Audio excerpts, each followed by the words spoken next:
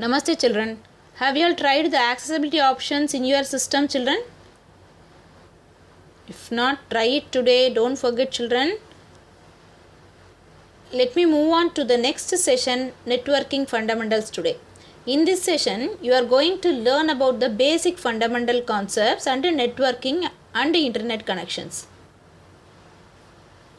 Children, you are all studied this network concepts already in 8th standard.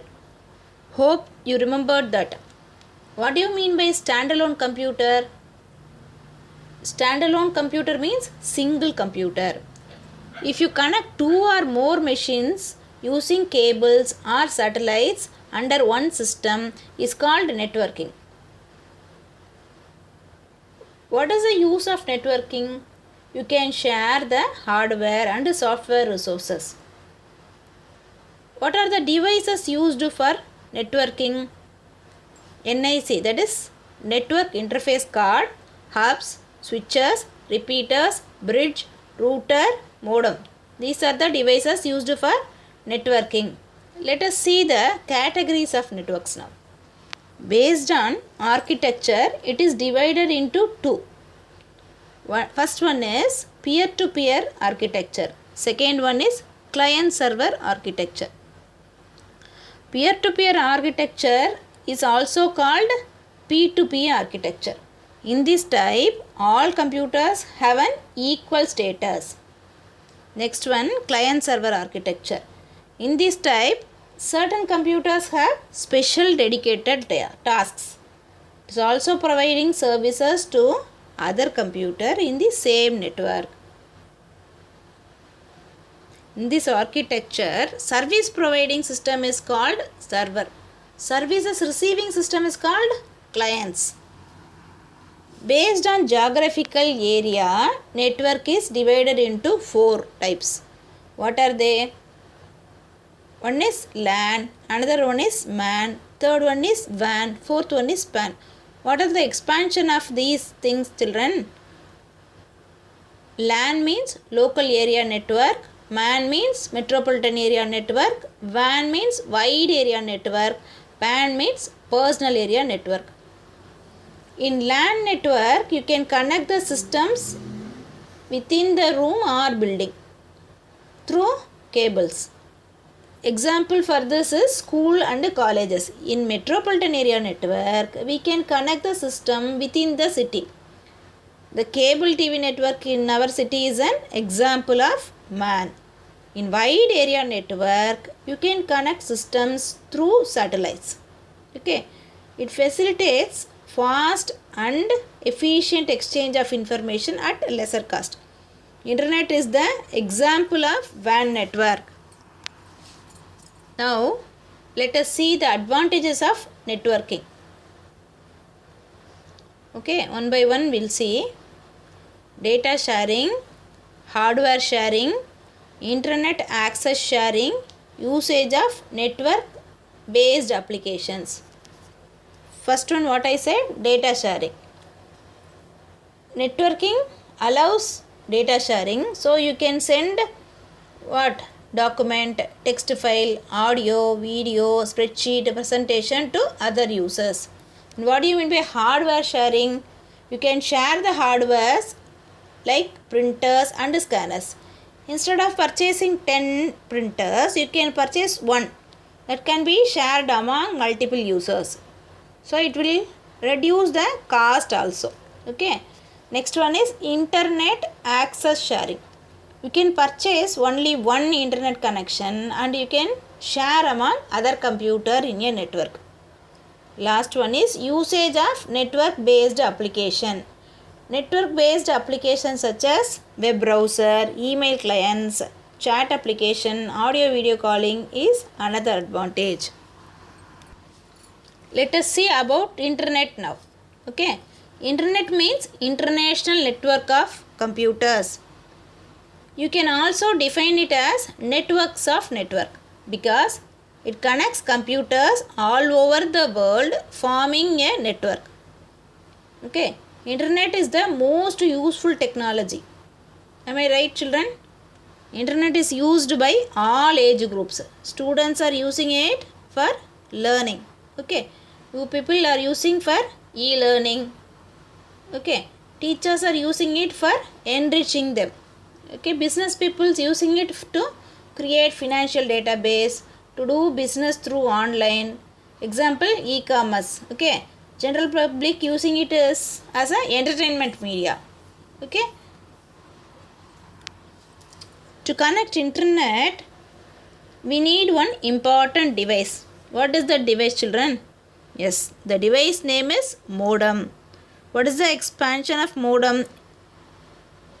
Modem stands for modulator and demodulator. Modem will translate computer informations from analog signals to digital signals. Likewise, the receiving modem will translate the digital signals into analog signals. How will you get the internet connections? Do you know, children? Internet connections are provided by ISPs. Many of the internet service providers are there. Few you are going to see now. BSNL, Airtel, MTS, Vodafone, Tata Docomo. These ISPs, that is internet service providers, are providing the internet connections in three different ways. What are they? One is dial-up connection, another one is direct connection, third one is wireless connection. Let me repeat the three: dial-up, direct and wireless.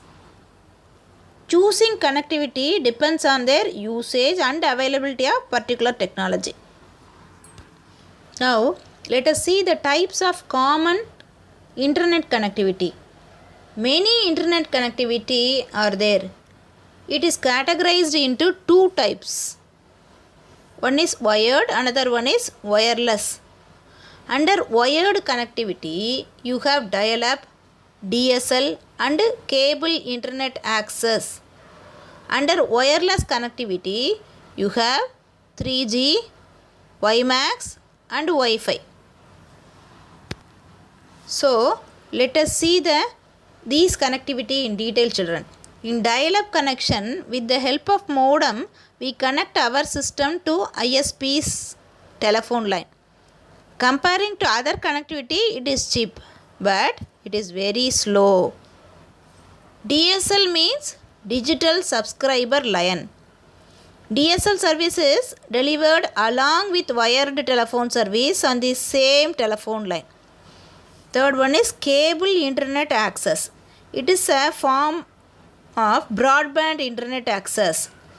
This is similar to DSL. Next one is 3G. 3G stands for third generation. It is a set of standards used for mobile devices. In this connection, high-speed downlink packet access protocol is utilized in 3G connectivity. WiMAX provide mobile broadband connectivity across cities and countries through variety of devices. Next one is Wi-Fi. Wi-Fi is a popular technology that allows computers or mobile phones to exchange data wirelessly over a network. It is used where cables cannot be run. It is used where cables cannot be run. Next, we are going to see the data transfer on the internet. Have you ever wondered how sitting in one corner of the world you get information from another distant area? That too in a few seconds. Do you want to know what is the technology behind it? Wait, I'll explain. Let's see what happens to a piece of data on internet. The data is broken into bits of same sized pieces called packets.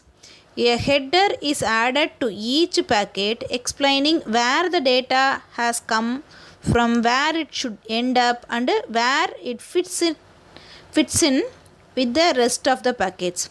Each packet is sent from computer to computer until it finds its destination. All packets may not take the same route. At the destination, the packets are examined The packets are now reassembled into their original form. All this done in seconds. Okay children, this is the technology behind internet. Those who wants to see how the internet works visually, you can use the link given below. Okay children, so far we learnt about network fundamentals and internet connectivity elaborately. I have attached the assignment for 2 sessions children. Read this session and complete the assignment. Thank you children. We will meet in next class.